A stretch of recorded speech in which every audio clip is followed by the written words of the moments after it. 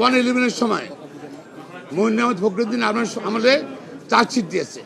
পরবর্তীতে আওয়ামী লীগ ক্ষমতা আসার পর নতুন পিপি সাহেব দরখাস্ত দিয়েছে, তার পরিপ্রেক্ষিতে নতুন আইন নিয়োগ করেছে। কাকে নিয়োগ করেছে? আব্দুল কাদের আক্কান, যিনি যার চাকরি চলে গেছিল বিএনপি ক্ষমতার সময়। তিনি আওয়ামী লীগের নমিনেশন চেয়েছিল, দলীয় মনোনয়ন চেয়েছিল সেই সময় এবং এমপি হওয়ার জন্য। তাকে পরে চাকরি পুনর্বহাল করে তাকে তদন্তের দায়িত্ব দিচ্ছে। এখানে তার রাজনৈতিক প্রতিহিংসাতে প্রতিফলিত হয়েছে। এবং যে উনি যে মুফতি হান্নানকে 100টা সাক্ষী হওয়ার পরে মুফতি হান্নানকে আবার রিমান্ডে নিল। মুফতি হান্নান আগে কিন্তু 164 করেছিল, সেখানে আসামিদের নাম বলেছে, কাদের নাম বলেছে সেগুলো নাই। সাবসিকুয়েন্টলি মুফতি হান্নানকে আব্দুল কাদের আক্কান আবার রিমান্ডে নিয়ে 100 সাক্ষীর পরে তাকে আবার রিমান্ডে নিয়ে টর্চার করে তাকে 160 করেছে। সেই 160 পরে তারেক রহমান সহ অনেকের নাম আনিয়েছে। পরবর্তীতে মুফতি হান্নান কোর্টে গিয়ে কোর্টে বলছে যে আমার হাত দেখেন, আমার পা দেখেন, সামনে ঘুরিয়ে ফেলছে আমাকে। শুধু আমি তারেক রহমান সাহেবকে চিনিও না, আমি রাজনীতিকে চিনিও না। এবং সেটা প্রপারলি নেওয়া হয়নি, আইন অনুযায়ী নেওয়ার সেটা নেওয়া হয়নি। এছাড়াও আদালত, আমাদের সুপ্রিম কোর্ট, হাইকোর্ট ডিভিশন পর্যবেক্ষণ করছে, প্রায় 50,000 লোক ছিল। একজন সাক্ষীও বলে নাই যে ষড়যন্ত্র হচ্ছে সেই ষড়যন্ত্রকে প্রমাণিত করছে। ব্রেকফাস্ট, টিফিন কিংবা স্ন্যাক টাইমে মজাদার আয়োজন মানে অল টাইম ব্রেড।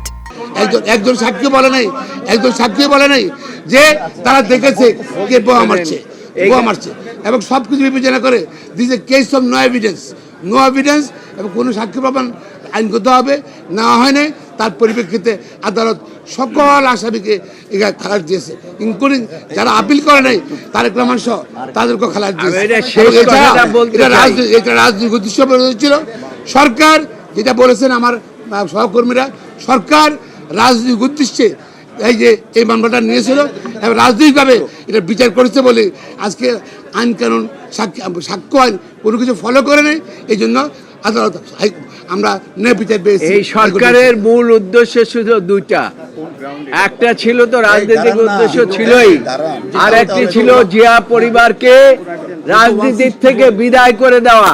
এবং সেই জন্য আপনারা জানেন যে বেগম খালেদা জিয়ার বিরুদ্ধে মিথ্যা মামলা দিয়ে তাকে মৃত্যুর মুখে ঠেলে দিয়েছিল এবং পরবর্তীতে এই যে তারেক রহমানের বিরুদ্ধে 4টি চার্জশিটের পরে তাকে এই মামলার মধ্যে এনে তাকেও মৃত্যুদণ্ড দিয়ে শেষ করতে চেয়েছিল।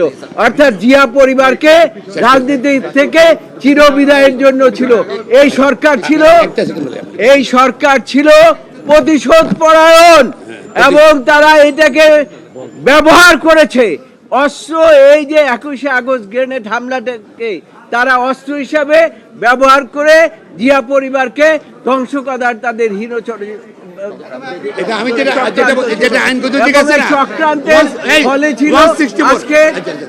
এবং সেটা আদালত বুঝতে পেরেছে।